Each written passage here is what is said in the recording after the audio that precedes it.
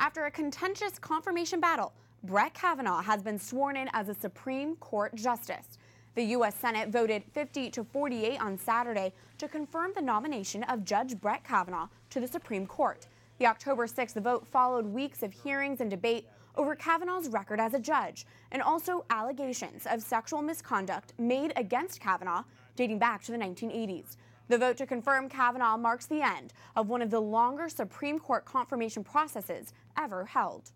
Joining us now is Kerri Kupec, White House spokesperson, and Mallory Quigley, the Vice President of Communications for the Susan B. Anthony list. Thank you both for being here. Thanks for having us on. Kerri, you have been working very closely with now Justice Brett Kavanaugh.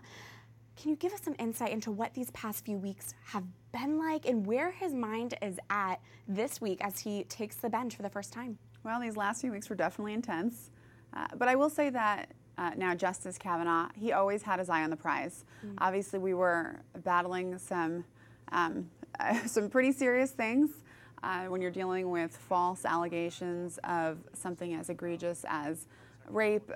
It was rough, but I have to say, having worked so closely with him, I was constantly impressed by his demeanor, by his continued kindness. He always thanked us every day at the end of the day for our work. You know, when he knew we'd put in a long weekend, he would thank us. Mallory, there's been a lot of discussion as to whether or not Justice Kavanaugh will be another vote to reverse Roe v. Wade at the Supreme Court. What would it take for that to potentially happen? Sure. Well, I think, nobody has a crystal ball about what the future holds, but certainly with two Trump appointees on the court, I think we have seen a shift in the court, to one that could potentially put us in a situation where the states are able to pass laws that are reflective of the will of the people of those states. And that's what we want. We want a vigorous debate on what abortion law is in this country and abortion policy. And this whole process of getting justices appointed and confirmed on the court has really opened up a conversation about what are America's abortion laws. We're only one of 7 nations in the whole world to allow elective abortion after 5 months.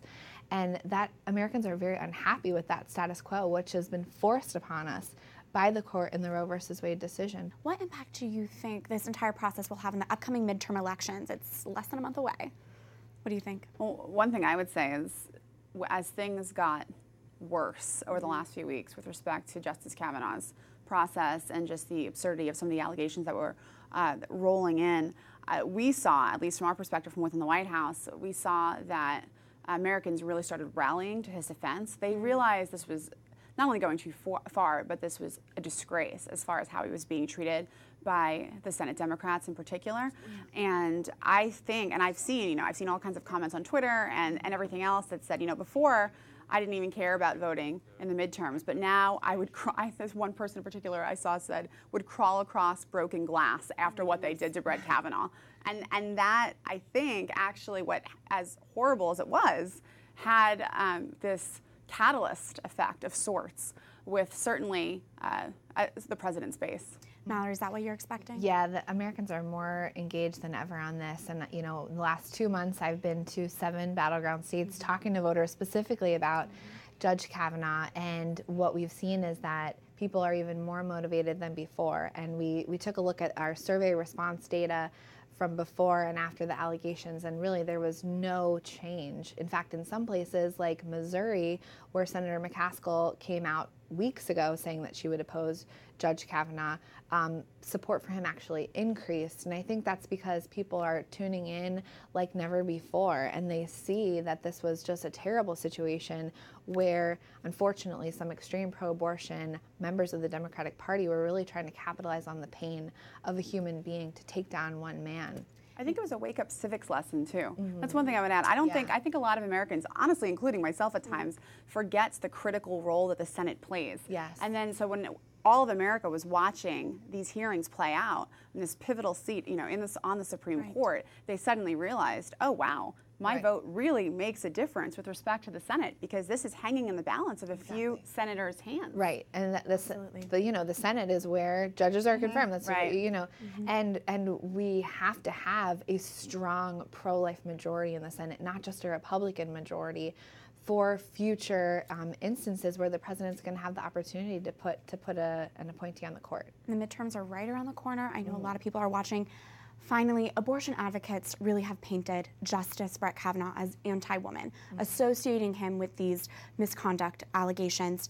How should the pro-life movement, which truly is pro-woman, respond to this? Yeah, well, I mean, we have a woman right here who worked with the man himself, and I think, Kerri spoke very highly of him. It was so moving to me the way that he talked about his mom and how she inspired his entrance into public service. And, he's the first justice to have all women law clerks as of this week. So that's really exciting. I'm sure you want to add more, Kerri. Yeah, no, it is neat. Yeah. That he made history just today with the fact that he has 4 female law clerks. But, he was on the second most powerful court, the D.C. Circuit Court, for 12 years. Right. He had 48 clerks. The majority of those clerks were women. I think anyone has seen, the stories, the news reporting. This is a great father. He loves his daughters. He loves coaching their basketball team. I witnessed his love for his daughters all the time. He's a great advocate and mentor for women. His former female clerks speak glowingly of him, and I think and you can tell how someone treats someone when in the bad times, when you see the people who come out for them. And what did we see? A couple of weeks ago, 100 women gathered here in Washington, D.C. to host a press conference, but not just women activists or the people that we are used to working with all the time. These are women who personally knew him, including former high school girlfriends and past and present colleagues. And just one more story I would share that has really touched me with him is a family friend of theirs. The husband, the father in that family, he passed away from ALS, and one of his daughters is in school with one of Justice Kavanaugh's daughters. Okay. And apparently the school hosts a father-daughter dance each year. And not only did he take this, the friend of his daughter that one year, he continues to take her every year. Wow.